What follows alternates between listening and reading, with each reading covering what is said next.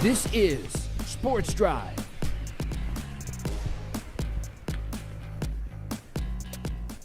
Welcome back into Sports Drive, everybody. It's time now for the TPSN Breakdown. The TPSN Breakdown. With the one and only Mike Roden. Mike, thanks so much for coming on the show. You bet. Glad to be here. I know you always love the intro when we play it, the TPSN. I do like that. Still like that. You got to download it on the laptop or something. I know. You know, for halftime shows or something like that. Good idea. But we are here today to talk about the big matchup on TPSN tonight. Last week started up the volleyball streams, continuing into this week with another big one. Yeah, I made the comment to Riley last week that the rest of our schedule is going to have a hard time living up to the first one last week between Amarillo High and Randall. That was just an incredible battle. Right. But, you know, we've still got the Lady Sandys on again tonight, and they take on a kind of an up-and-coming team, the Canyon Lady Eagles. And they were incredibly youthful last year, and now that sophomore class has moved up into the junior ranks, and so they're still developing, but it's a talented team that, again, I think will be a factor in the district race. Yeah, you know, we got the chance to talk to Coach out today at the CISD press conference, and, you know, it was interesting because she talked a lot about the changes from this year to last year and how challenging it was, not just for her, but for the team as a whole, and of course missing the playoffs last year. And it really felt like there was kind of a recognition of, like, this is like we talk about it with a lot of teams, especially, you know, in different sports. But really, this is maybe the toughest district in the entire state, and that seemed like where she was coming from mostly. It is tough, no question, from top to bottom, and you know, you've got to play your best, otherwise you get left out. And you know, they didn't want to use the youth as an excuse last year. And you'll hear Coach Morath say here in a minute, you know, they're used to being in the playoffs. It's a good program. She's a great coach. It's a solid program. They just kind of, you know, it's kind of a cyclical thing. Sometimes you're a senior laden ball club, sometimes you're not. And they just happen to be really dependent on a bunch of very talented sophomores last year. And it showed. I mean, their overall record was just not where you would expect to be. You looked last year at their record and you think, oh goodness, what's wrong with Canyon? They're really down this year. It wasn't necessarily the case. They just played really tough opponents in a really tough district with a very young team. Yeah. And, you know, it reflected in the record.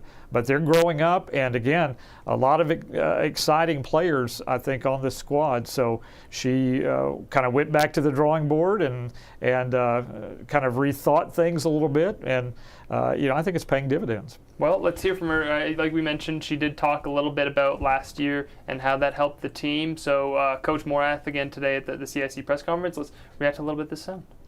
I think last year was tough on a lot of us, and I think for me personally, it was one of those things where during the season it was, you know, frustrating. But I think after I was able to kind of look back on everything, I kind of think it's what I needed as a coach too. You know, getting comfortable was something that I kind of was expected to always be in the playoffs and things like that. And so I think for me to run our off season differently, and we're looking at things a little bit differently. We've moved a lot of girls to different positions, and I honestly think it was something that I needed personally.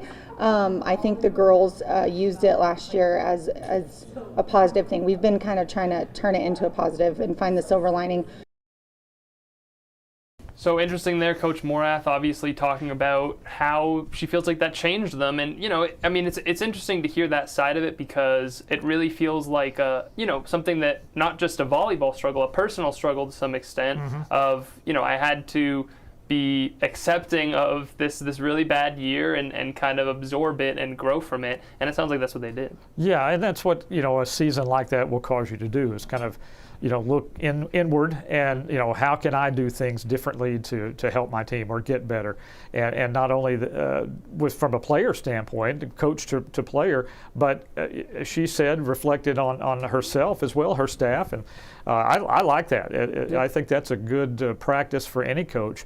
And when you're winning, it's easy or easier because things are just so much so much smoother. But you feel the bumps in the road when the losses are one right after the other. Yeah. And so again, I think the strategy in the off season was good. And again, this team is just going to get better and better. Yeah. Well, it is interesting because I feel like you see this mentality from a lot of the volleyball coaches, especially in CISD, and I think it's kind of a testament to how challenging that district is. They're all very, especially, they'll have fun and talking sometimes, but you can tell they all have a very serious demeanor. Mm-hmm. Like it is difficult to be a volleyball coach in that district. I mean, you're talking about, especially even like looking at last year. I mean, the programs in that district, not just the CISD programs. Obviously, Hereford was amazing last year, expected to be really good this year.